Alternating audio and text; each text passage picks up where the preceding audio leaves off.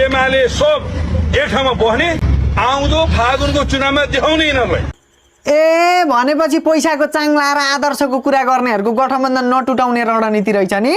ठिकै हो जोसँग कुरा मिल्छ संगत मिल्छ भावना मिल्छ कारोबार मिल्छ उहीसँग त मिल्नुपर्छ नि देखाइदिनु हामी पनि हेर्छौँ तर नि दाजु भ्रष्टाचार चाहिँ गरेको हो कि के हो कि एआईबाट बनाएको भिडियो हो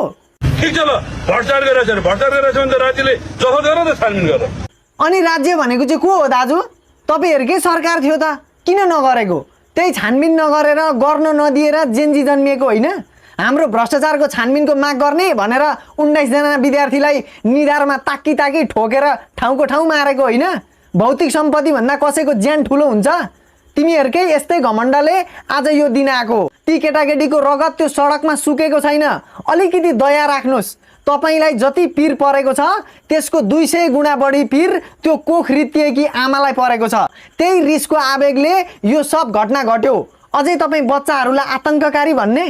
जेनजी भनेकै आतंक जसरी वैशाल आतंककारी थियो हिजो माओवादी आतंक लुटेर बैंक लुटे ठग्ने 10 वर्ष माओवादीले गरे भन्दा यिनीहरू बराबर छैन त्यही भएर जेनजीलाई आतंककारी नबनाऊ भन्छ जेनजी भनेकै आतंककारी हो आतंककारी ती बच्चा होइनन् दाजु आतंककारी ती पैसाको चाङ घरमा राख्ने हुन् जनतालाई गोली ठोकेर मार्ने हुन् जेनजी आन्दोलनलाई घुसपेट गरेर आगो लाउने माहौल देशैभरि बनाउने कार्यकर्ता हुन् अब यो छानबिन भयो भने तपाईकै गठबन्धनका केटाहरू बढी हुन्छन् त्यतिखेर हाम्रो केटाहरूलाई मात्रै पक्रियो प्रतिशोध भयो नभन्नु नि फेरि जनताले त्यतिखेर सशक्त रूपमा प्रतिकार गर्लान् भन्दैछन् जनता यहाँ हेर्नुस् यस्तै छुचो मुख धेरै जनताले मन नपराएकोले आज यस्तो भएको कसैको पनि छानबिन हुँदैन हाम्रो राजनीतिक प्रतिबद्धता हो के छानबिन हुन्छ उहाँको राजनीतिक प्रतिबद्धता के छानबिन हुन्छ हामीले लिएको सिद्धान्तमा के छानबिन हुन्छ को छानबिन गर्ने यसरी नै धेर उम्लिएर पोखिएको हो अहिले आएर यसरी सच्याएर हुन्छ कुनै पनि न्यायिक छानबिन